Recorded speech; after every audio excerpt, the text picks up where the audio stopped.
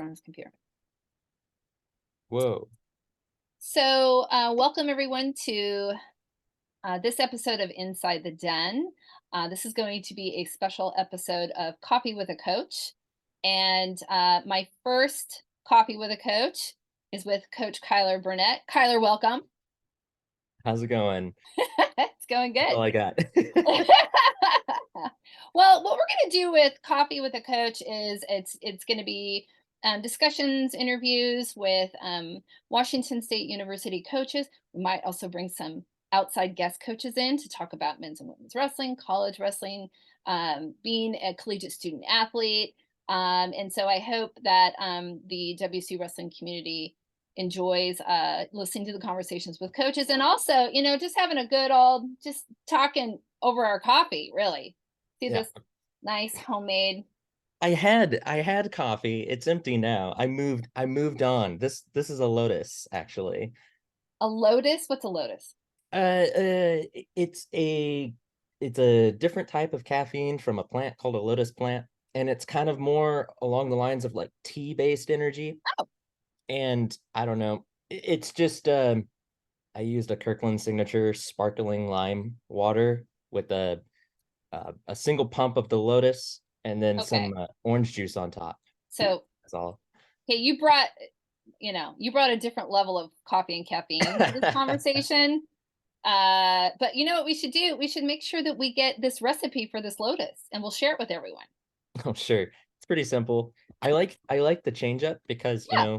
coffee caffeine is like a very aggressive, like punch you in the face kind of Yes. caffeine, Yes. right? You get the jitters from it, and like more tea-based caffeine is safer for me in the afternoons. Oh, I hear you. And the 50 and over crowd, such as myself, we definitely, it's you're taking some risks when we hit the caffeine at, anytime after 2 o'clock. So but speaking of coffee and coaches and the WSU wrestling coaching staff, I just want to share a little bit about the WSU coaching staff at NCWA Nationals in Puerto Rico. For those that weren't there or weren't with us as we were doing it, we would make it to the venue early in the morning, and the lobby area of the convention center, which I have to say, bravo to Puerto Rico. Their convention center was very nice. It looked like a fairly new facility in a very nice area, and so in terms of location and the facility, I thought the convention center was very nice. And they had a little cafe out in the lobby area, and who was first in line at that cafe? I mean, Actually, literally first in line. They have little ropes and everything to corral the customers was into it line. Hunter specifically who was first in line? I think it was Hunter Haney, wasn't it? It could be Hunter or myself, because we were there almost before the cafe was opening. And so here the poor employees are coming in and they're trying to get it set up. And here are these WC people. We are ready to go. I mean, Yeah. we're almost like a pack of wild Give animals. me that caffeine. I'm Starbucks, Seattle mainland. Like, give it to me. We really were showing our Pacific Northwest, coffee like addiction, I think. But I think that I just have really fun memories of us all getting in that line, and those poor people, those poor employees, just like, oh my gosh. But yeah, we are a pretty serious group about our caffeine and our, getting that, right out of the way. I think it's a necessary caffeine and coffee could be a performance enhancer for coaches first thing in the morning. Maybe even the parents. We'll have to ask some parents on and ask them how they get prepared in the morning if caffeine and coffee is a part of their routine when they go and watch their son or daughter compete in wrestling. But um and if there's a coffee shop in Pullman, we want to join forces. When we come to town, we want one singular great place to go to get our coffee. So if anyone happens to hear this and they know of a coffee shop in Pullman, you hook us up, because once we come to you, we're sticking around. And we'll definitely promote your coffee shop and do the best we can to make that a positive relationship. But Cougs and coffee. Huh? Cougs and coffee. Coogs and coffee. Yeah. So since this is Coffee with a Coach, tell me a little bit about like just tell me about your how you got into wrestling. Ooh, Let's just start with how you got into wrestling. I think that's always an important ooh. Well, okay. So, well, it's been a hot minute. I've I've been around wrestling literally my entire life. My dad, Phil Burnett, is the head coach. The whole reason the podcast exists, the wrestling team at Wazoo exists. Yeah. I believe my dad has over 30 years of wrestling coaching experience. As soon as he got out of high school, he was actually in a band for a short amount of time. Yes. Toured around a little bit, I think, with Steve Miller Band, a very small unknown band name. Um, Dude, you're and then hitting he, me right in my yeah, childhood, man. You're hitting me right in the center. there you Yes. go. Um, he immediately got into high school wrestling because he was a very good wrestler in high school. I don't know if he like won state or anything like that, but I just know he was a very competent wrestler and things like that. Um, so obviously, as soon as I was able to crawl, like I'm sure you could find pictures somewhere in a family photo album of me with like baby headgear on and things like that. And same thing with my brother. We were immediately initiated into it. Um, that in baseball. But wrestling was always kind of a bit more special and like intimate to me because it was something my dad was passionate about and wanted to like coach me on. And it was one of those areas that we were able to um, bond on and things like that. Um, so I actually was an absolutely horrible wrestler originally. I was a complete roly poly. I was overweight. I was round. It was bad. It was pretty unfortunate. It wasn't until high school, and I went to Enumclaw High School. And at the time, I was coached by one of the best high school coaches on the Pacific Northwest, Lee Reichert, and he had an extremely superior reigning um, high school wrestling team. Um, I was for all the way up until my senior year, I was on the C team. I barely couldn't even make JV. But the coach would send the C teams off to varsity tournaments and we would win them. It's just analogous to how stacked our team Yeah. was and how good they were. Like my freshman year, we had 3 state champions, like right off the bat. Wow. Yeah, Sam Bauer, Joey Perotti, Jason Gray. Jason Gray went on to be a MMA fighter. Sam Bauer went on to college and wrestled in college, things like that. Very far away though, because WSU didn't exist. Yeah. Yeah, and then I kind of dropped off wrestling after high school, going into college. I studied very hard into my academics, and then I really got into working out.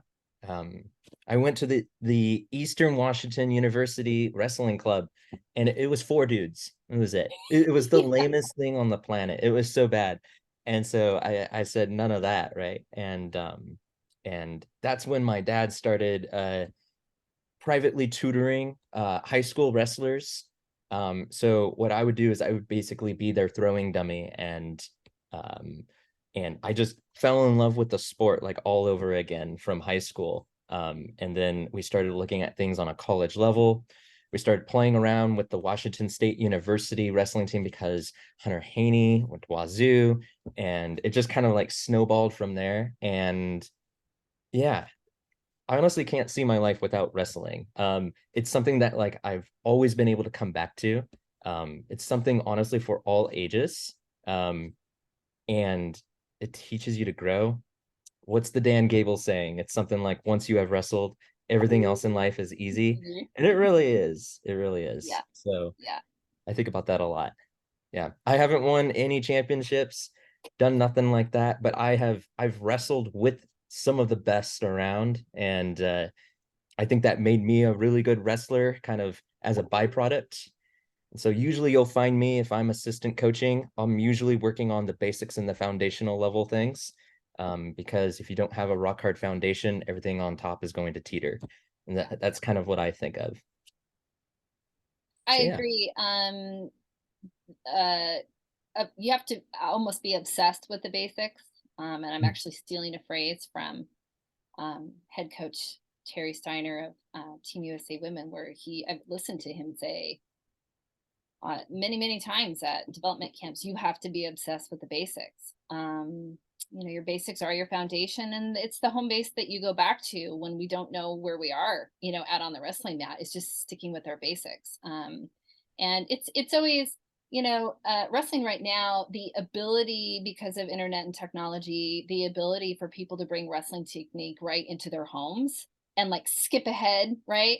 Where they're doing moves, but they're missing out on all these other things because they're missing out on the basic details, and so it's the basics. They're not always fun. It can be a little dry and boring, but it's just like, but the basics keep us safe, whether it's offense or defense. So I can't agree with you more.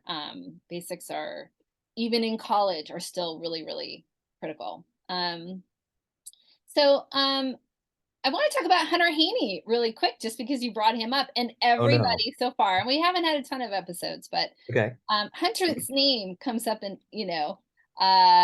in the two previous episodes. So we haven't had a lot, but Okay. or actually 3 episodes, because we've done um, 3. we I did know you did Julie, Julia. Yeah. Tyler, and now Kobe Bowie. His episode should be coming out soon. Right on. We've completed it, and it's in Kobe's hands right now. Okay, gotcha. Gotcha.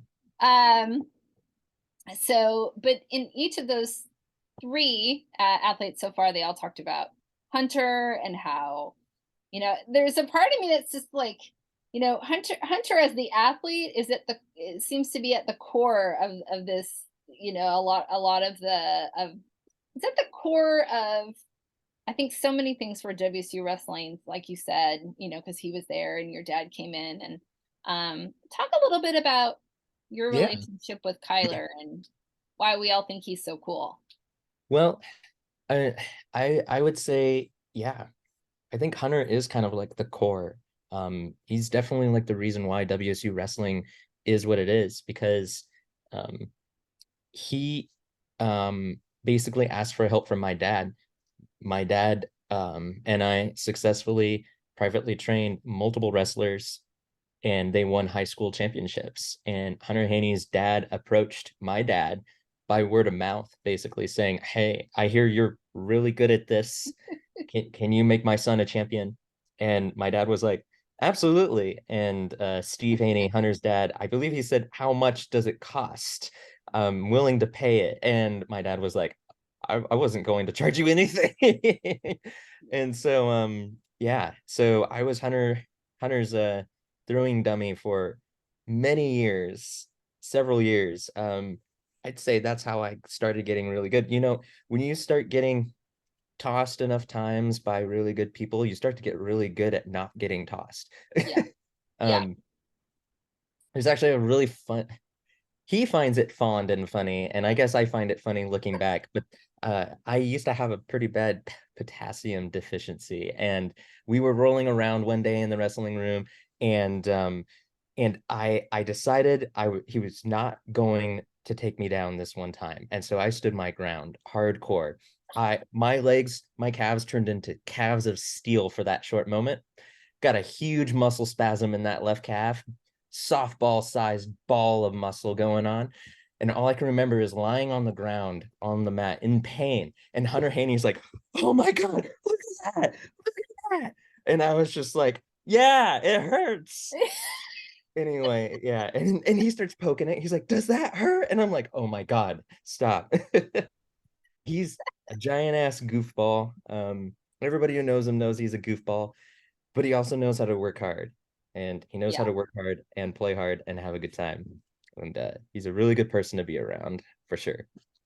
I agree. So, for anyone new to me, I've only joined WC Wrestling, like barely this past season, and I got to meet Hunter for the very first time in, I don't know, it was either Puerto Rico, maybe it was at regional, I don't know. Either way, but Would have been regionals. I was immediately like, oh my gosh, I love him. Like, what's he just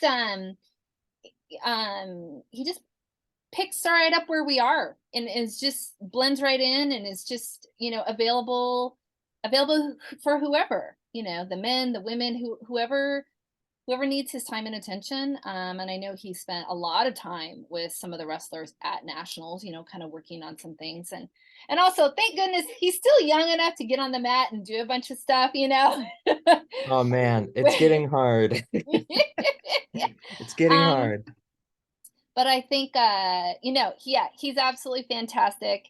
He has a very big adulting, kind of job and career, and he's going to be starting a family soon. And so I know whatever time and attention that we can get with Hunter moving forward is always going to be really special.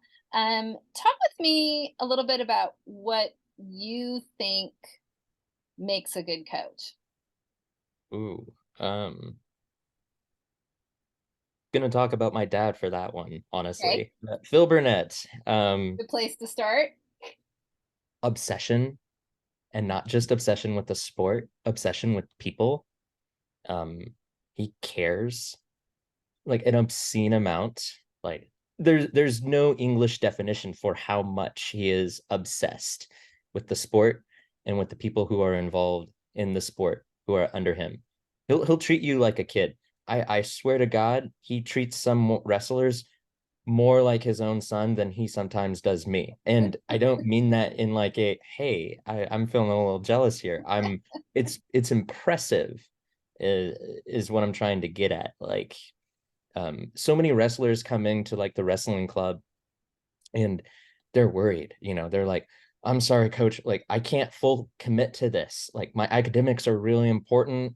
Mhm. I've got lots of work. I'm an engineer. My STEM workload is just unbelievable. And my dad just goes, make what you can. Just keep coming to practice. If you can make it to the tournaments, come too. Like your school is more important. Your career is more important. And I'm not saying wrestling isn't important, but you know, you can't wrestle for your entire life. And it also shouldn't be your number one thing in life. Maybe it is for a lot of people who make it their career and it's their absolute passion and obsession. But my dad cares about the person um, behind the wrestler kind of deal, right? Behind the cougar. Um, are you doing well? He never yells at you. He cares. He studies. Oh my God, you have no idea how many times I've had to fix his iPad or something like that to make the videos work right or something like that. Right. Kyler, help me out. I have to watch so and so's wrestling video for like the 15th time so that I can be useful to them when they come into practice. He does that for every single person. He text messages every single person. Yes, he does. Um, he he genuinely cares, and that level of obsession is, that's why he keeps getting Coach of the Year awards. That's why he has like 50 wrestlers coming to a club. Like it's why it's varsity now. He literally he lives on the west side of Washington State. And if you're not from Washington State is 289 miles across, left to right. If you start in Seattle, Washington, and you start driving east, you get to Pullman about 5 hours later. Maybe four if you're speeding hardcore, but I don't recommend it. Um, and my dad would drive back and forth twice a week. He would stay 4 days in Pullman. He took his RV that we used to use to take to the lake and he parked it on some lot that was his old buddy's friend or something like that and was like, please, I can't afford too much. And he lives there half the week and then drives all the way back home to be with his wife and his dog and then does it over and over and over again. What kind of obsession or dedication do you see that in any other coach? I don't know about you, but I don't even see that level of obsession and dedication in coaches that get paid millions of dollars. Mhm. And I think that's extremely rare. And that's all I want to talk about is the level of the obsession. So that's where I'm going to end it on is the obsession in a good way. And I think that's what makes not a good coach a brilliant one. Yeah, because you can Uh, talk about the mechanics and things like that yeah. all the day long, right? And a lot of wrestlers already know the mechanics and things like that. And honestly, some wrestlers, they just need somebody that believes in them and is like, you're going to do this. I'm going to help push you up the hill a little bit further. And that's what my dad does. So yeah. I yes, 100%. Um, I think of coaching not you know, there's teaching skills, right? Well, if I watch a video, of a single leg, and I have a couple people help me out, I can learn how to teach that skill. So there's teaching skills, there's teaching strategy, there's teaching technique, there's teaching the rules, right? So there's the teacher aspect, but I think what you and I are 100% aligned on in is coaching is about the human, right? That the person is always going to come before the sport, and especially as we're talking about college students and the particular age that they're in, the stage of life that they're in, where there's a lot of self-discovery and this next step of like their development, is how we often talk in sports about how do we help them become the best humans. Well, it's about listening, taking time, being available, presenting yourself as a trustworthy person. Meaning, I know I can come talk to coach because coach is not gonna respond with judgment and criticism. Coach isn't gonna say anything to make me feel small and inadequate. Phil is a great model of coaching, which is meeting the individual athlete where they are right now as a person and as an athlete. Those are not necessarily the same things. We can have really physically, athletically talented and capable people, but their maturity, their emotional regulation can be in a slightly different place, right? And so it's about identifying. We can always work on skills and make those better, but how do we help the person? And I get text messages from Phil. He called me the other day. It's funny, after a while when I haven't heard from him, I'm like, okay, I gotta call Phil. I gotta call Phil. And then right around that same time, he calls me and he's just like, I just want to tell you what's going on. And it's not an ask. He just wants to share. And I think what's so cool about what Phil is doing, and to your point about the driving and the camping, is he's going for the people. Wrestling is the reason why he's going, but he's going for the people. It's the theme, And right? yes, Wrestling's just the theme. It could be it's anything. yes, Could have been a book club. could have been a book club. You're absolutely right. You're absolutely right. And I think that's what, good coaches spend a lot of time um, uh, figuring out how to connect with people, how to listen to different kinds of people, in this case, athletes. Athletes they're not robots. They all have different personality types. They all come with different childhood histories. They all come with different life experiences. And so really good coaches, I think, are so adept at just connecting with each and every one of them, and respecting their own uniqueness as they come. And I think really good coaches do that. Your dad also, he has this great, almost like baseball, because I know baseball was one of his, big Baseball is sports. the next big thing. That's the Yeah, number and two. he kind of, I just feel like he's just this chill guy in the dugout, just sometimes just letting his There you ball players go. be ball players, and hey, I'm just here to support these men and women. And there's just there's a maybe it's because I know he was a baseball person that I immediately go to that. This is a really, really nice demeanor, and he's super fun to coach with, and I love corner coaching with him, Mm. because he's really good at certain things that I'm not as strong in. I mean, he's ready to throw that brick, and I might hesitate a little, and he's like, nope, So we're throwing it aggressive. out. He's like, get it out there. And in Puerto Rico, he was like, I think he nailed it. I don't think he had one returned. Did he? I don't think so. I don't think he did. So, and I think he said something like, well, we can't take it with us or something. And I was like, There okay, you okay. go. There you go. Yeah. Let's talk about some of the other coaches. We're going to talk about them, and then they'll talk about us in the other episodes, and that'll be fun. A little bit about Coach Cameron, who has become Okay. one of my favorite people. Coach Getting Cameron. another degree, and just Yeah. I've known Cameron for quite a while now, and the only reason I knew him was because of WSU wrestling. My dad was like, "Hey, I got an assistant coach," and I was like, "That's fantastic," because I'm pretty gridlocked into, my job and career, so there's only so much time that I can actually dedicate to it and things like that. And Cameron, he still goes to school. In fact, I think one of the motivations for him going for his master's degree is I can assist coach at the same time. Like, awesome, badass. Um, if you meet the guy on the street, extremely, extremely quiet, keeps to himself, seems introverted. All you got to do is just start talking to him and poke him a little bit, and yeah. he'll open right up. Super cool, dude. Super cool, dude. I'm so sorry. You have the default iPhone ringtone I still, huh? I I I don't even know. I don't know. Everyone's finding out how little I know how to do things. It's okay. I bought my iPhone and it hasn't been turned off of vibrate in I'm like just 4 gonna years. turn it So off now. I mean, I think that's the key.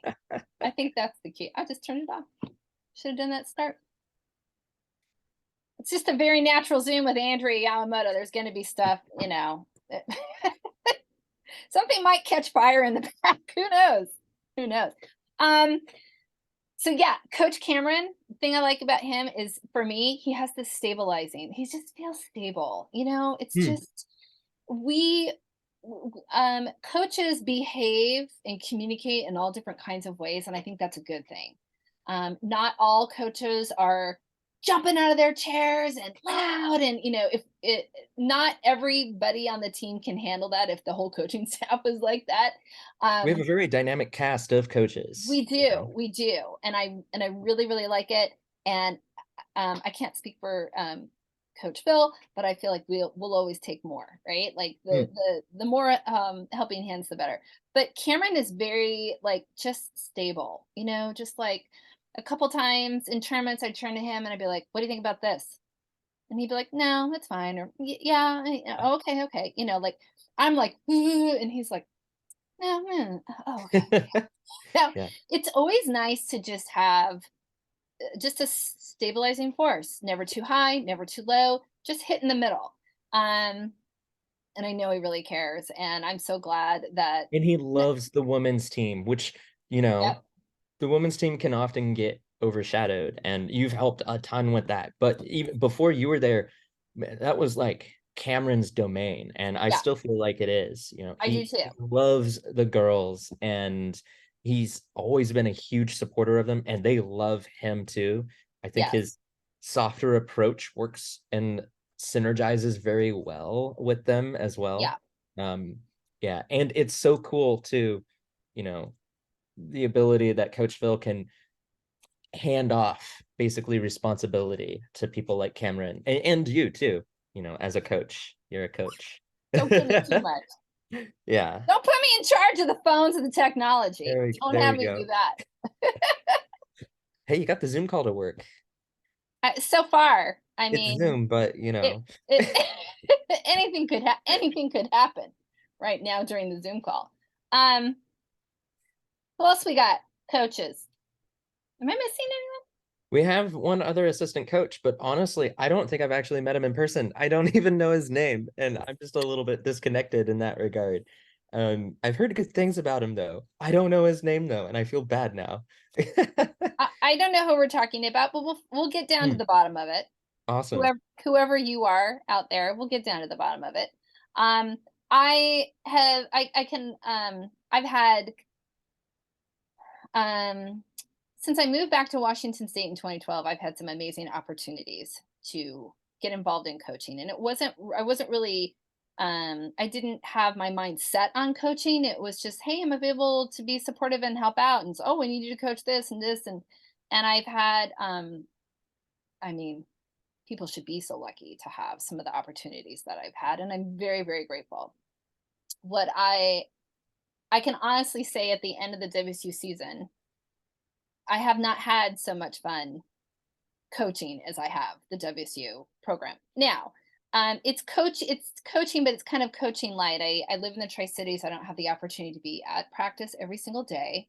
So I am not doing a lot of that. I'm not doing the heavy lifting. That's something I can I say with with accuracy. I'm not Yeah, doing the I'm heavy I'm in a lifting. similar boat to you. We're Yes, kind of like the man, what do you call it? The floating coaches. There's the yes. satellite We're the coaches. satellite coaches. Yes. Yeah. And um, but just immediately, like you said, Coach Phil, I think one of the things that he's modeled very well in coaching is once you as a head coach have figured out this is someone I can trust, he's really good then letting that person just run with the ball, right? Not heavily micromanaging and all those kinds of things. And I immediately just felt welcomed and get in there and have fun. Right. And I felt welcome to not just coach the women, but coach the men, to coach anyone who needs Hmm. assistance or help. I think we've done a really good job of letting the athletes know um, nothing's personal here. You may connect with one coach at a tournament time versus another one. Nobody here is, guarding territory or trying to climb into some, we're not trying to knock off Coach Bill and get that head coaching job.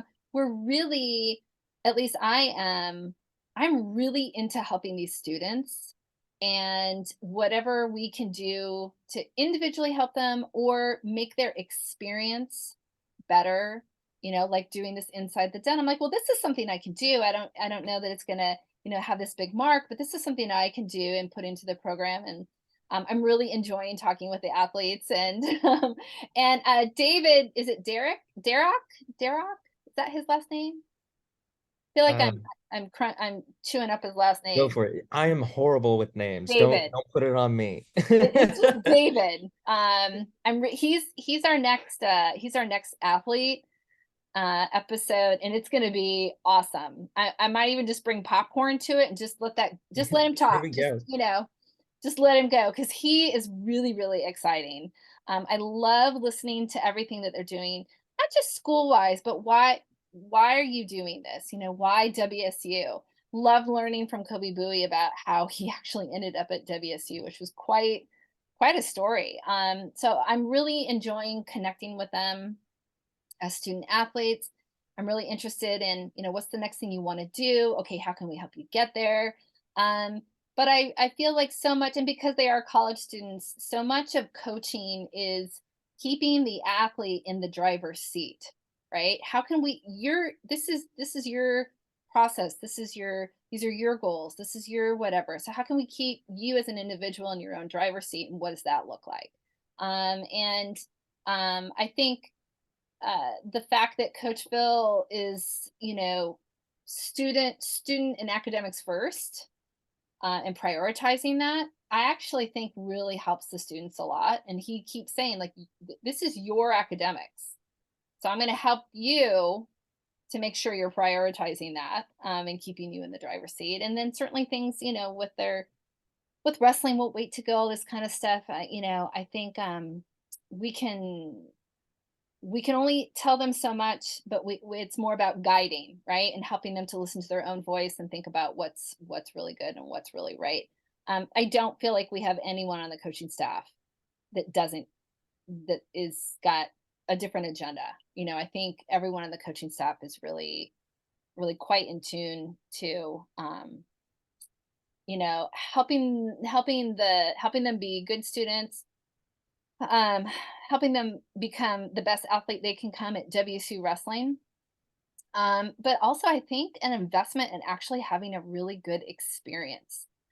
So many wrestlers leave high school and they're like, I hate this sport. I never want to do it again. I'm miserable. I never want to make weight again, whatever. I think WSU is actually, we're turning that around a little. Like, we're helping some of these student athletes have a Put the good fun back wrestling in, experience. you know? Yeah, say it again. You put the fun back in it, Put the fun right? back in it.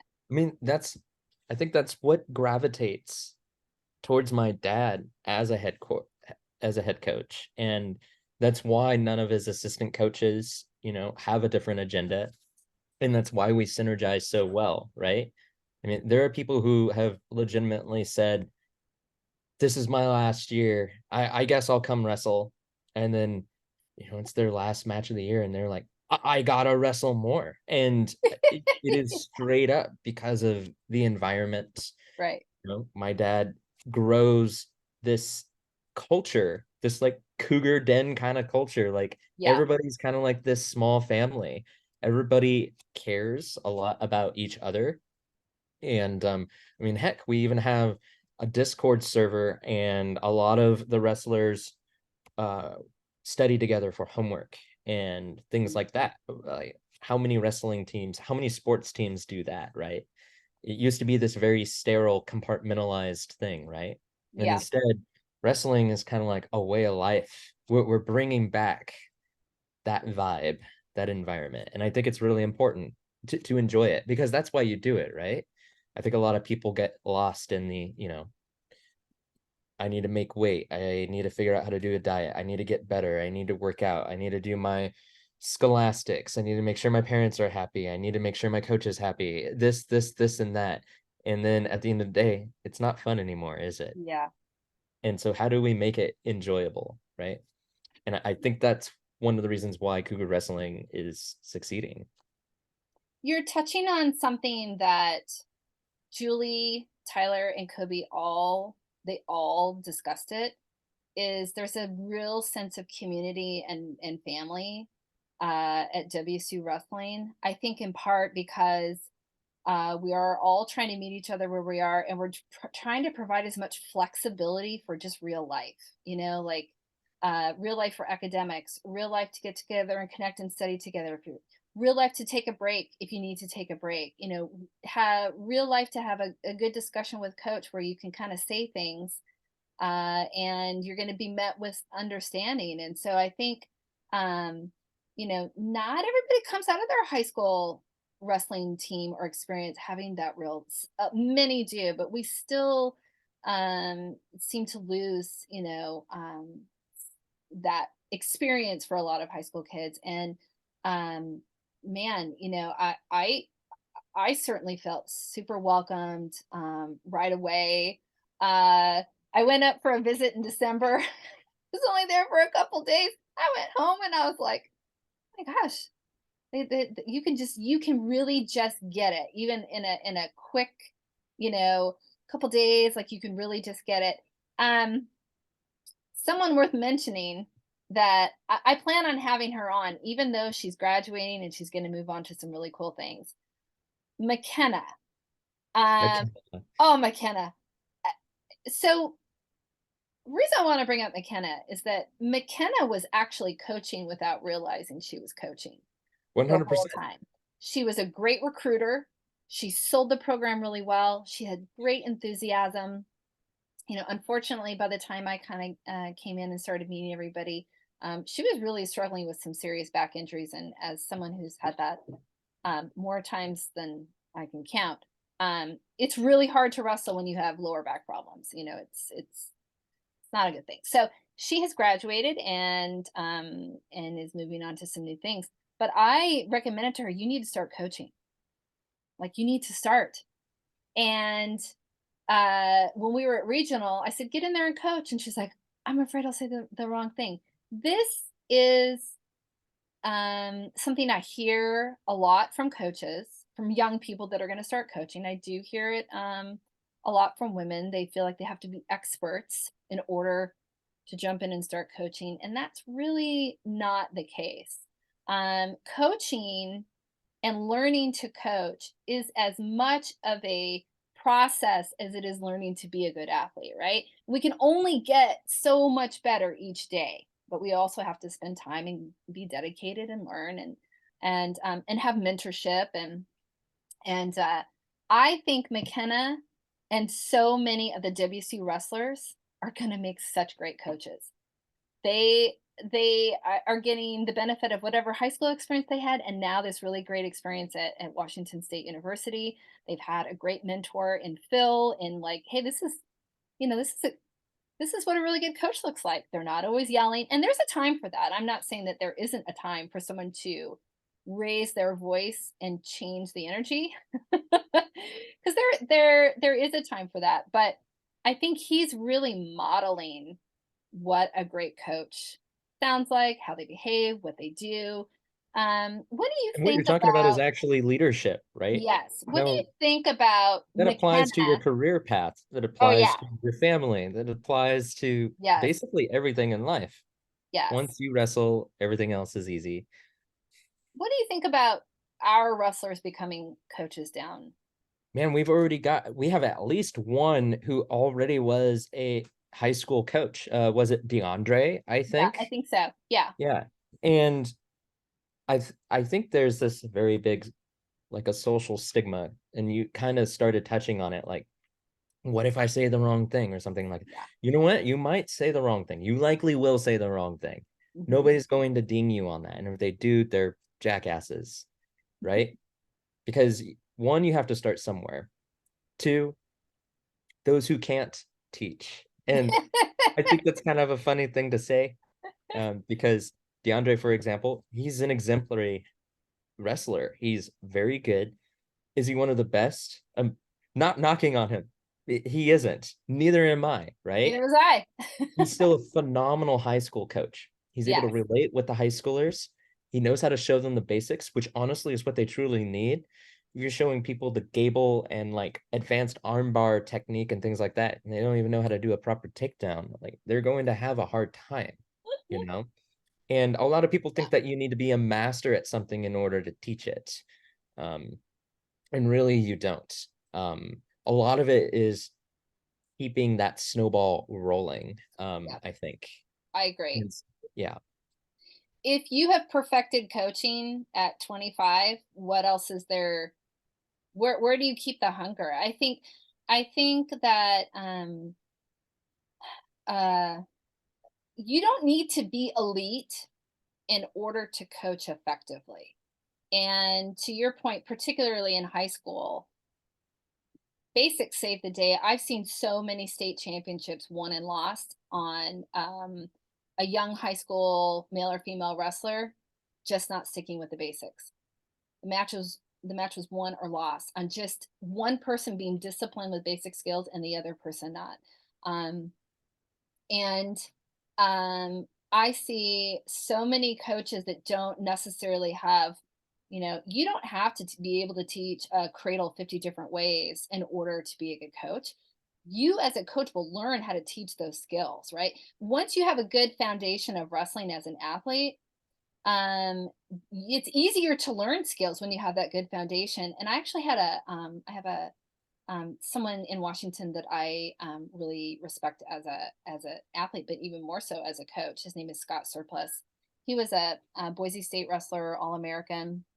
He's been a coach here in the Tri Cities for a long time. He's really great with kids, um, and he said, I actually became a better wrestler when I started coaching, because what we do for ourselves as a wrestler, what works for me, right? Where my talents lie, where my Comfort strengths zone. are, right? Everything gets fed into those areas. But when you start coaching, whether it's youth, high school, college, and beyond, now I have to learn, right?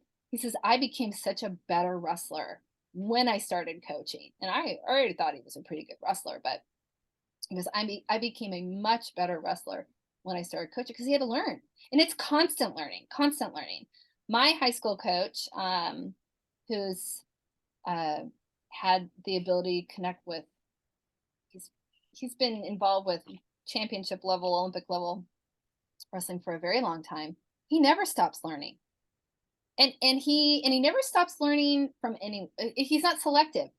He always talks about this story where he was at a wrestling camp or something, a clinic he was doing, and some like 6-year-old said, "Hey, check this out." 6-year-old did whatever the technique, and my coach was like, "Huh," like, "Oh, something he'd never seen That's before." different. Wasn't Yeah. gonna discount it. Was like, "Oh," and he still banks that, in his mind. But um, kind of going back to what we said, you don't have to be elite to connect well with others. There are some people, like you said, they could be JV. Some of the I feel like some of the heart of sports is that JV and C team athlete that just rides that JV and C team all the way through high school. You Those have to have a form of passion Oh, to you still do. wrestle without being on the elite level. And I find that often with those individuals, they have a very high IQ in the sport. Their physical development schedule takes a lot longer than maybe someone else, right? So someone may zip through a skill and acquire a skill. When I say acquire a skill, I mean understand all the fundamentals, the mechanics, the wind, the pressure, the direction, and then they can perform that consistently in competition. For me, that's acquiring a skill. When I can perform it consistently in competition, and I know I've really acquired. We have some athletes that soar through that process, but their wrestling IQ is way down here. Um, they're just naturally talented and gifted, right? Then we have the JV or C team wrestler or any athlete of any kind, and they have a passion for the sport. They have a passion for team. They have a passion for being part of a squad. And they have a very high sport IQ. They understand strategy. They understand all this stuff. They just their physical skill. Everything takes them a little bit longer. Maybe if they had another decade, they might be in the same place as that other kid. Um, and I don't really know where I'm going with all of this. But, I think to your point, we have some very athletic WC wrestlers. We have some that could very well be wrestling for an NAIA or a D3 program or even a D2. Um, and they found their way to WSU in large part because of academics. Many of them have already talked about, I'm there because of Coach Phil. I wasn't even planning on being a student athlete. But I think our wrestlers will make excellent coaches. Um, they're going to leave if that's what they choose, and I hope they do because I feel like WSU is giving them such an inside look at, oh look, this is what a unified and supportive staff looks like, or look at our head coach and he's just like, let's make sure we have our. It's one thing to say you have priorities, it's another thing to stick to them and hold them. I feel like he holds them pretty well. What does that mean to you about, like, we know what our values and standards are and we're pretty good at holding them? I already kind of feel like I touched on this, right? Touch Because on it again. okay, well, I mean, it's really nailing the nail on the head because it all goes back to the obsession of the student, right? And I'm saying Yeah. student, not wrestler, because that's what they are first and foremost. The kind of people that you get that, for example, Jason Gray, multiple time high school wrestling champion. Um, he couldn't hold his grades in college. He couldn't stay as a wrestler, right?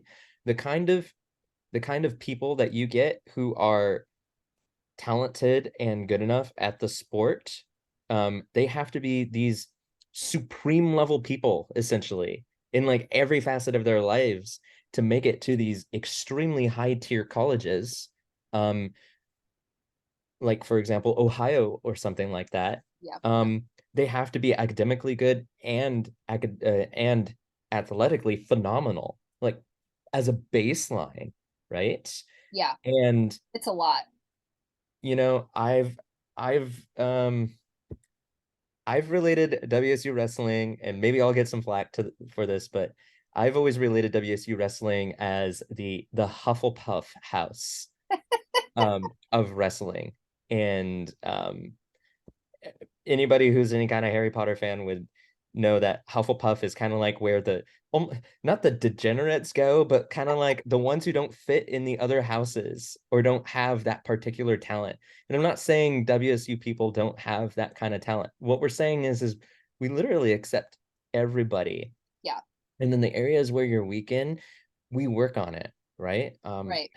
I I privately tutor online students who are struggling in their math. I mean, I have the degree. Why not help out, right? Yeah.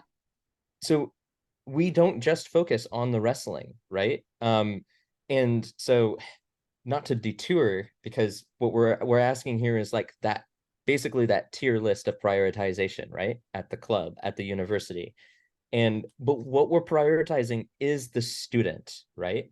If they want to focus on wrestling, we give them that tenfold. If they need to focus on their academics, wrestling takes a little bit of a back seat, but that makes them a healthier person as a Yeah. whole. And then at the end of the day, it makes them a better wrestler. I don't know about you, but I would wrestle better knowing that I'm not stressed about my midterms, for Oh, example. yeah. So, Academic stress is not great for yeah, athletic performance, for sure. yeah. For And sure. society has cultured this system that kind of just expects like I will accept you if you meet these criterias. You need to already be this good to get into this exclusive club, this exclusive door. Like you can't come into this room otherwise. Why don't we build them instead? And I think You mean that's we'll one of build the the doors? why don't we build the people and take down the doors? Oh, Doors are yeah. good. So, and I think I'm basically echoing if you had my dad here, Coach Phil would say something very similar, right? Um, every single person has the potential to become a phenomenal wrestler, a phenomenal student. You don't have to pick one or the other or the other. If we get an incredibly talented wrestler on the team, that's awesome. You know what? The person who was like, I've never wrestled before. I wrestled like the last month in my senior year. We actually have a guy, I can't remember his name because I'm terrible with names. Wrestled for half a year in senior year in high school. No, it's is it Keegan? I think it's Keegan. Is it? Yeah, he wrestled for like half a year in high school. And then just one of his buddies was like, you should go on the wrestling team at Wazoo. I hear we have Yes. one. He was like, all right, sure. He's phenomenal. He needs a lot of help, He's like very athletic. foundational level stuff. Yeah. He has some just But that's what we're there the for. genes of athleticism were kind to him. The genes of six-pack abs were kind to him. Cannot say the same. I'm short and I have the Phil Burnett gene, unfortunately. Um, but yeah, that's what I have to say about basically what our priorities are Yeah. at the school and the club. And I think that's what make people gravitate toward us as well. We don't Yeah. come in I with an think expectation. We come in with a promise. I like that. I like that Phil, and I say Phil because he's there every day. Um, a lot of seen it in high school coaches, seen it in college coaches. We prioritize these things. They say it as a marketing, but then when we pull it back and we look at the substance and do they actually hold it, It's an advert. It is. they'll keep slicing away at that priority in order to Hmm. prioritize performance. And certainly at the university level, and as we get into the D1 space, we performance is many things. It's donations, it's dollars, it's all of those things. I understand on the business side of Division 1 wrestling, or college, Division 1 college sports in general. I think it's one of the things I'm really enjoying about club is the a little bit of the being released from some of that burden, of perform, that we can have the WC wrestler perform in wrestling at a very high level without sacrificing things that are very important. Number one, their academics. Number two, their families. If we have a wrestler that is they something is happening with their family, to be able to say, you need to go and be with your family. This is really important. You actually can wrestle.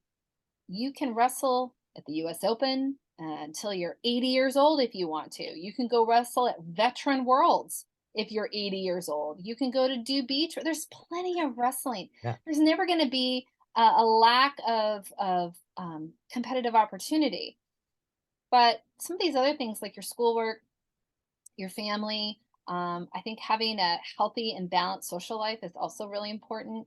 You know, if we have wrestlers, it's just all I love studied. how you touch on in your other podcasts, for example, like hearing about the other, like the hobbies, the Yeah. personal life of the Yeah. wrestlers, things like that. Yes, They're human, they're they are. people, their hobbies fuel their passions. It's what keeps you from going crazy at the end. Yeah. But before we detour too much, you mentioning that you really like the NCWA space. I remember you mentioning when we were down in Puerto Rico, um, which by the way, the amount of traveling we do for Yeah. this club sport is absolutely phenomenal. And it's only possible because of like the donations that we get, the people who support us, the families that believe in us. We don't push back on families, for example. We have tons of parents who try to help out, and they successfully help out uh, students, wrestlers. For the love of God, do not be embarrassed of your parents. A lot of them care about you, and a lot of them help out a lot, like a shitload, um, to make this like possible. Things like that, right? I mean, Yes. for example, we're in Puerto Rico. We have an Airbnb, absolutely not the standard. Other wrestling teams have entire hotels.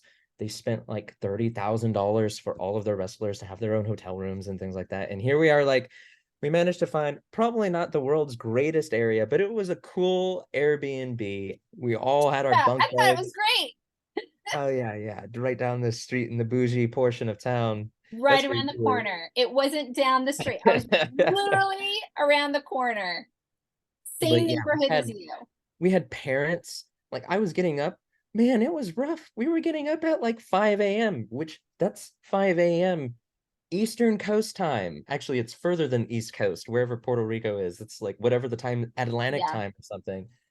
And my mother, Phil's wife, and another mother are cooking breakfast Yes. for like 40 people Yes. every single morning. That makes things possible. Um, and that just goes back to the community. And then I keep detouring. Damn it. NCWA, you We've mentioned at got to one make point. we've got to get that mom. I know exactly who you're talking about. We've got to get that mom Mm, onto one of Inside the Dens because she was so phenomenal. cool. So And her cool. son, and I can picture him. I can, sorry if you're watching, I Don't can do it to picture me. him. Don't do it to me. I'm sorry, I know the name. And I think the part of what you and I share is Uh-huh. because we're not with them every single day, names are hard. And Right. that's again one of the downside. But yet when I see them, name not so I don't need to know the name. I know who you are and I know what you do. Like I know what this Yep. wrestler does. I know what you do. So I look forward to really, really learning the names. But I know the mom you're talking about, and we need to have her inside the den because Yeah. she It's was amazing. moms like that that honestly make this system possible. Yeah. We are not the normal wrestling club here. We're not like the rowing team that gets like $70,000 a year. I don't even know how they do that. It's just insane. Things like that. And I really, really, really, really want to touch on that. You said something when we were in Puerto Rico down at Nationals. You said you really, really enjoy the NCWA space, like this level of the wrestlers, right? I think in a I way love this club space for the sure. club Yeah, space. I do. Yeah.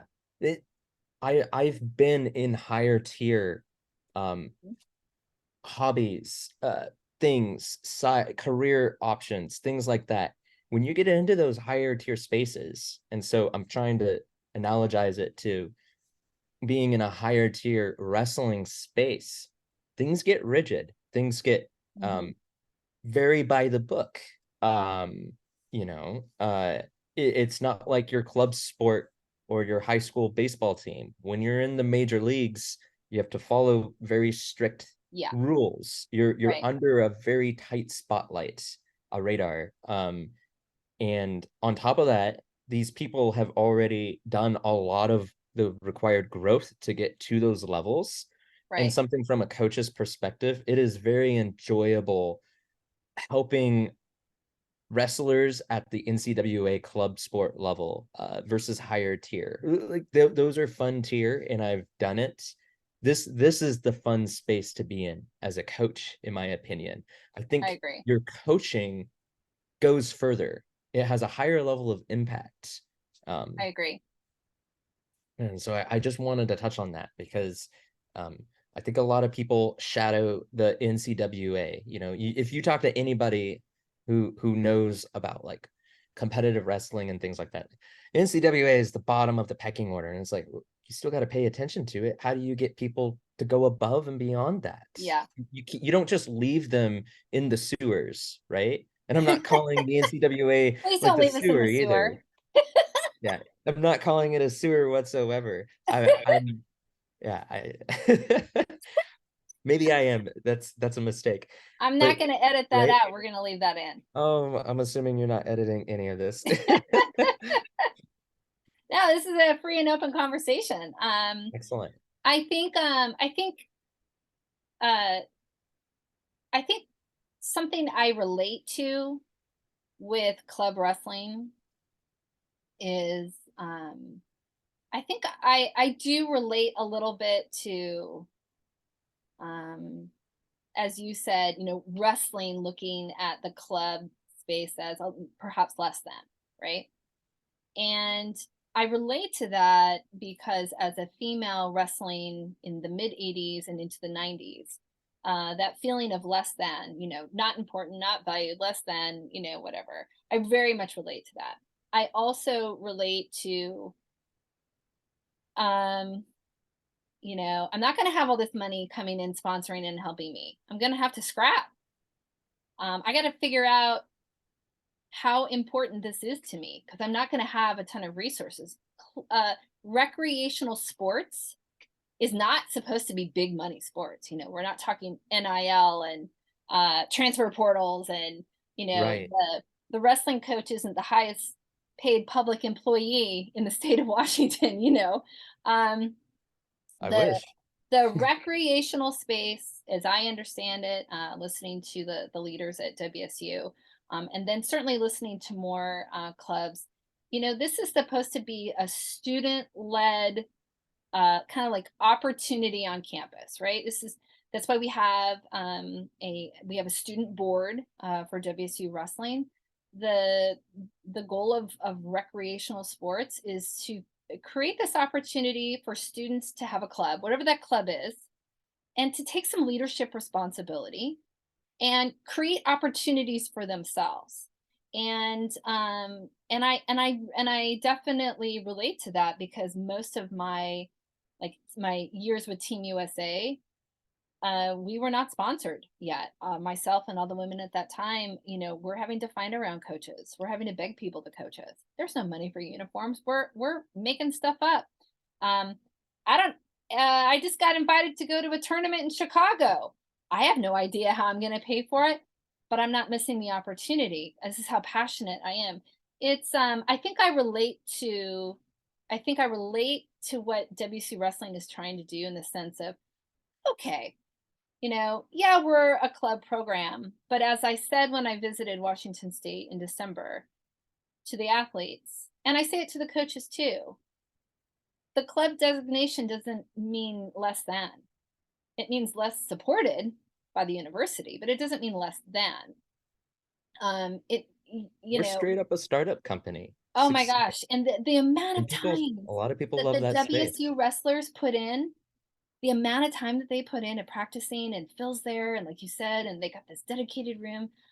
I'm not really sure that anyone else in the nation has what WSU has created, what Hunter Haney and your dad and the whole If they crew. do, they have not advertised it. I mean, it's amazing.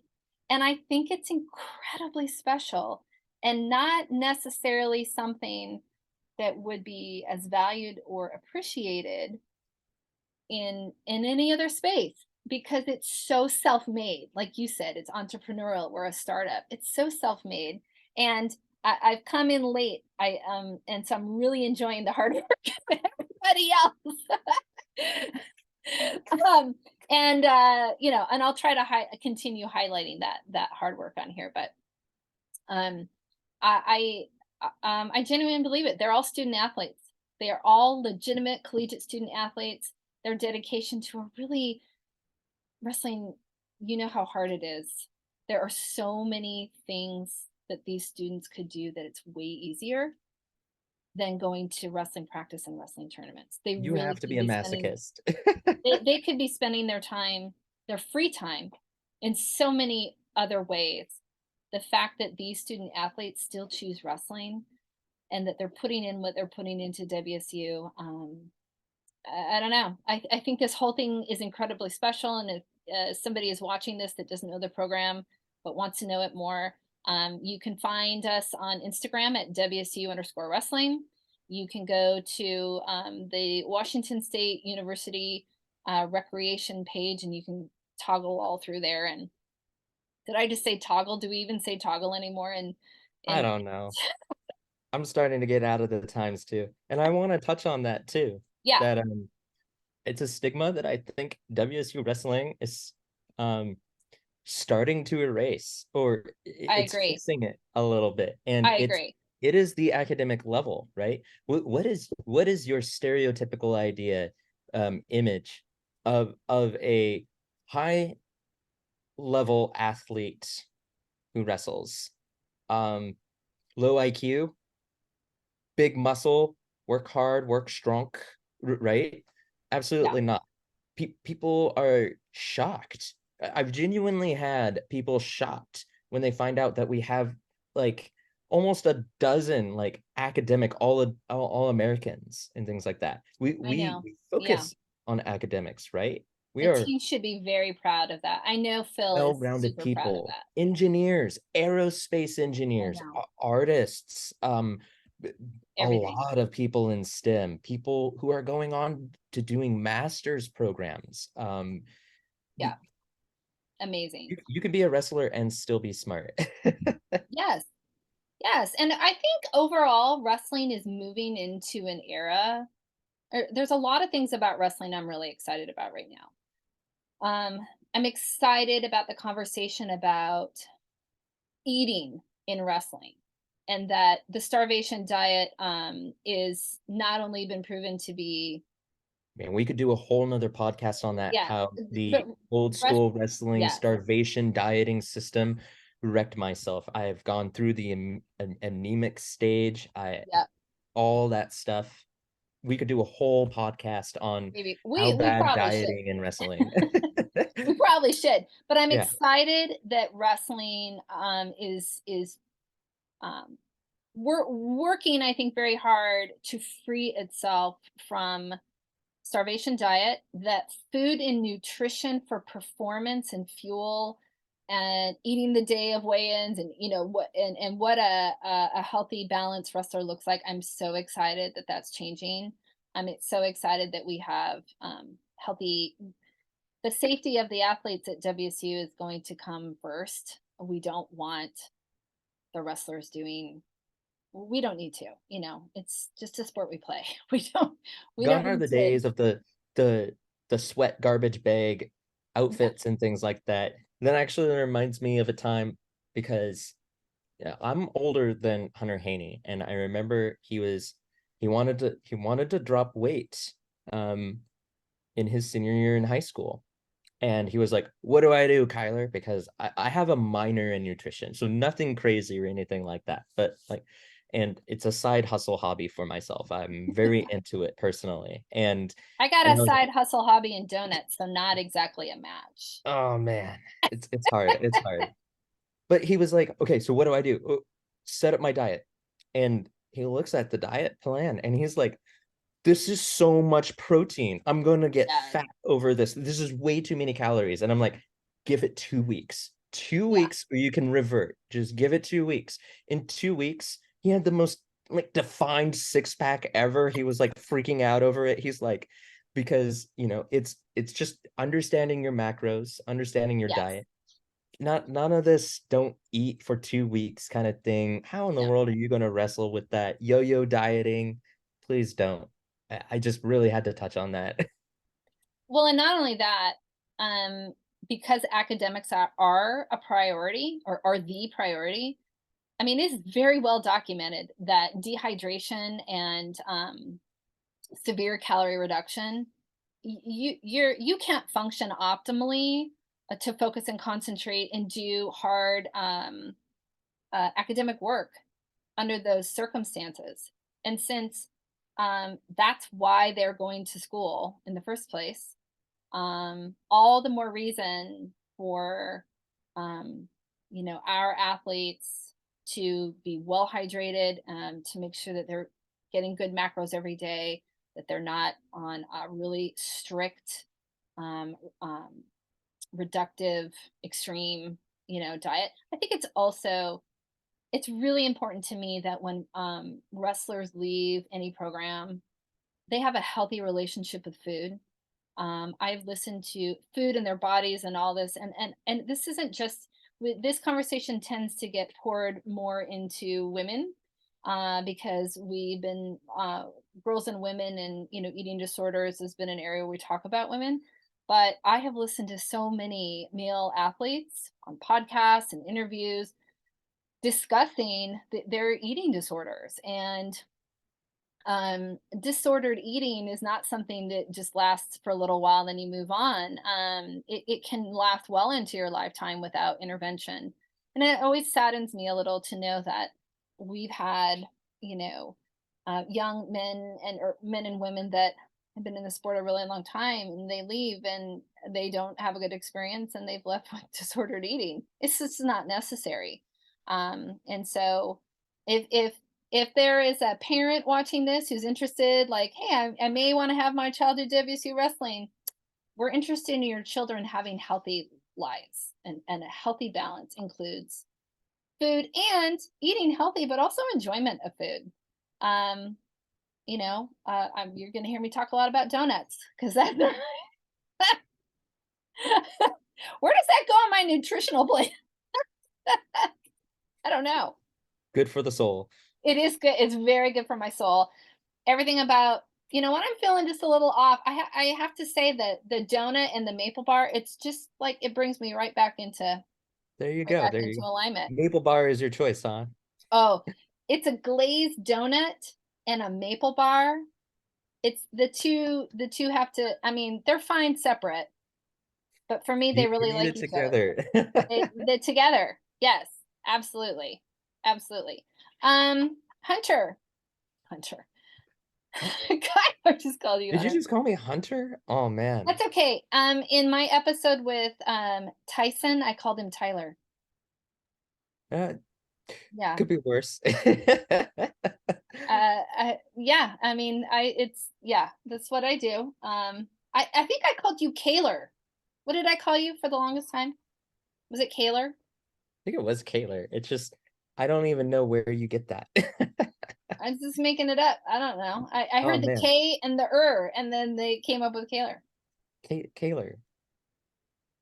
Um, okay, let's close this out with something really, really important. I think Okay. this is absolutely essential. As the coaches, I think we've got to start discussing this in a very, very serious way. Um, the golf tournament banquet and reunion. Oh boy. Oh, hold on, hold on. We're having Susan Burnett is going to do an episode to discuss the golf tournament, the banquet, and the reunion, all happening Saturday, July 22nd. I think it's going to be an absolutely spectacular time. I cannot wait to go. But the really, really critical piece here is the softball game that we are going to have. I kind of feel like this is a huge, I mean, I'm going to go. I'm excited to go and do all the things, but I have to say my little competitive spirit, really excited about the softball game. Do you have any thoughts about the softball game? Um, it might be terrifying. Why? Um, Why? from my experience, people who are good at grappling sports don't usually do well with spherical ball sports, ball related sports. So Okay. we're gonna find out how many bats are flying around. I think. So we'll find out. Should we go straight wiffle ball and not actual bats and softball? You know what? Competitive wiffle ball, super fun. You should check that out. Okay. There are professional leagues for wiffle ball. I'm not, And hey, yeah. let's it wiffle ball, like whatever. Let's talk about pickleball. Things are happening out there with Oh pickleball. man, pickleball. That is, you have not lived until, man, I was at gym on a Saturday morning and I was walking through the gymnasium portion. And man, they're these older people. They're like these 60, 70 years old or Crushing something it. like that. And they're like, we need a fourth. And I was like, I'll play with you. Man, those people are terrifying. They're They are. crushing it. I Yeah, they really are. was hustling. I just heard someone say, if a 67-year-old woman with her knee wrapped wants to come and play pickleball with you, you should just run. Go the other Go to the way. other direction. There She's you go. about to just humiliate you all over that court. And what's so interesting about pickleball is we played pickleball as one of our activities in PE. Did you play pickleball in PE? I was homeschooled. Oh, what? Why didn't Phil create a pickleball? Okay, we're gonna have to talk about Phil. Phil owes you a pickleball court, and he owes you Uh, a PE session of pickleball. So we played pickleball in PE, and I remember thinking, yeah, this is really fun. Never in a million years did I think that people would be creating these big pickleball stadiums. I just saw, and I don't know if it's real or not because you have to be really careful with what you think is real on social media. But someone was saying there was a mall in somewhere in the US. And, I think malls are struggling a little bit right now, keeping retailers. And so, how can we generate new income and profit? They put pickleball in like this big court area. And I'm like, actually, that's a really good idea. And I'm not surprised that the 60 and over crowd is jumping in there because they probably did it in PE like I did. But man, pickleball is, maybe we should have a pickleball tournament too. that'd be pretty fun too. I Yeah, That's where I think the we'll real have to danger see is. how it I goes. see things happening with pickleball that maybe I don't see with softball, but um Phil is going to have to decide who are going to be the team captains. And then the recruiting is on. We're going to have to recruit for teams.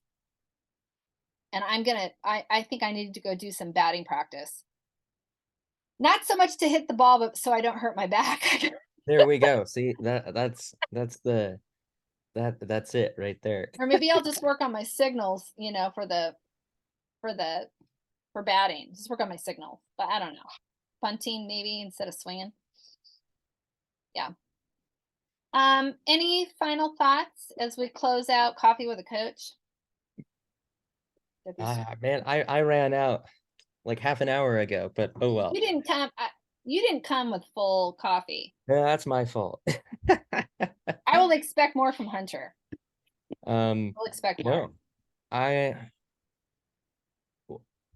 closing thoughts. Hmm. My closing thoughts are, if anybody made it this far through the podcast slash video, um, I don't know, maybe you're a high school student who found this and you're like, is WSU right for me? Can I actually go into WSU wrestling? One, check out our Instagram. I'd say that is our number one main portal. I agree. And there's a nice little link in the description. It's our Instagram is WSU_wrestling. I'm sure you'll find it if you know how to open the app. I trust you guys. In the description, you can find a link that takes us to the WSU webpage for more information and pictures, all that cool jazz. Please, please, please reach out to us. We monitor our Instagram DMs. We monitor our Facebook Messenger DMs. We have a Facebook page companioned with the Instagram. But reach out to us, ask questions. If we don't know the answer, we'll try to find the answer. We're here for you. And that's the whole reason why we're here. We get a high off of seeing you guys succeed. Oh my gosh, yes. And that's why we're Yes. here. And I love getting to know you guys like as a person. I love how the wrestlers treat the coaches as like Same. basically friends and companions and things like that. It's a community, it's a family. Hell, I went to Eastern Washington University. I took graduate courses online through WSU, so I'm technically a Cougar. But like the main reason why I say go Cougs instead of go Eags now is because, you know, you guys made me part of the family. You made me part of the Cougar Den, and that's why I'm here. And I really, really think that there's a lot of people out there who are looking for basically what we have to offer. So please check us out. We're really passionate. We We won't are. scare you off, I swear. We won't scare you off. And uh my kind of parting thought for our conversation is you know, I just like I said, it's been a long time since I've just really had a good experience with wrestling and coaching, and I am so excited about next season. I cannot wait. And Coach Phil will go up with his camper again, I'm assuming. I'm kind of thinking, what if I went up and I camped out? Like I get a tent and I camp out, right? I do extreme camping, right? I can do inside the den from my tent. I can go up and I can do longer stints with the team, because just being there a day or two, man, that is nothing, like, how much time. Um, and time not just to make a difference, but time to, again, just getting to know them. And so I've been kind of thinking about camping and maybe REI would like to sponsor me in my quest because it's cold in Pullman. I mean, the temperatures get down there. It's pretty chilly. It's pretty It's pretty chilly. So I'm chilly. going to need some extreme gear. I may have to have the wrestlers come and bring supplies down for me. Absolutely. Hey, Andrew, You don't still have the 370Z or whatever, yeah. right? Oh no, we don't have that. No, Yeah. that's gone. The Oh Nissan and the Porsche are not gonna make it to Pullman in the winter. no, we don't have the Nissan anymore. We have a very, very reliable Camry now. And Ah. but you maybe we'll have to do another episode on this, but everyone, Coach Kyler bought himself a very fun little toy. You want to share with everyone what you got? Oh man, people think I'm crazy. I bought I a don't. I brand love it. new, I want you to buy more. I bought a 2023 Ford Bronco in a manual. And I've never driven a manual in my entire life. But let me tell you, my father, Coach Phil, said, you don't want a manual. You're going to hate your life. You hate going up hills. It's awful. Your leg will get tired. I ignored him, showed up in the manual Bronco the day I bought it, and he immediately went, "Oh, it looks so nice. Can I drive it? Yeah. It's a 6 speed, right? I gotta try. I gotta drive it. I have to drive it. So don't let him fool you. Coach Phil loves manuals. He just He never chooses not to asked to do drive my Scion, and it's it. with the Oh cracked man. windshield and the front fender, whatever, that's all torn up, and the dings. He never asked to drive my Scion. I wonder why. I'm feeling a little hurt about that right now. Oh man, when you sent me like a short video clip one day because I was like struggling going from stop to first Yeah. basically, and you were just like, just let your foot off the clutch until you Yep. find the little bitey point and you'll start rolling forward. And I'm Yep. sitting here like, what? You don't have to push the gas at the same time? And I immediately ran out to the car, got in it, turned it over, and immediately did it. And I was like, what the F? Come on, people. Why is nobody teaching me this stuff? I had to figure. It's funny when you drive a manual all the time, you get way past the point of thinking to doing. Right? You've got that neural pathway. Your feet and hands are just doing stuff you don't even know. Next thing you know, you're at your destination. You don't know how your hands and feet got you there. So when it comes time to actually teaching someone how to drive a manual, I was like, oh, I really got it. But I've had some teenagers that I've been teaching, and so that's when I began to realize just show them how to pull their foot off the clutch to get the car to start moving. Um, so if you're out there and you want to learn to drive a manual and I'm in Pullman, let me know. Well, and you know what? Hills are tricky. That's where you do want to lean into the gas a little bit and get the RPMs up. And then we could talk about dropping from sixth to second and like starting in second, and we can do some fun stuff. Now it's cars and coffee and cougs in the den. It might just be cars, coffees, and cougs. Yeah, absolutely. I'm happy to upgrade this for anyone who's watched this long that wants Ah, to hear this conversation. And I'm not oh going to edit man. this. I think this is really fun, and people can listen as long as they want, or they can cut out. But I think this is a very good example of how much we enjoy each other on the coaching staff. Yeah, we just keep doing this over and over and over. Just keep doing this. Yeah. Kyler, thank you so much for being the very first coach for our special episode of Inside the Den, Coffee with Coaches. Thank you. Bye.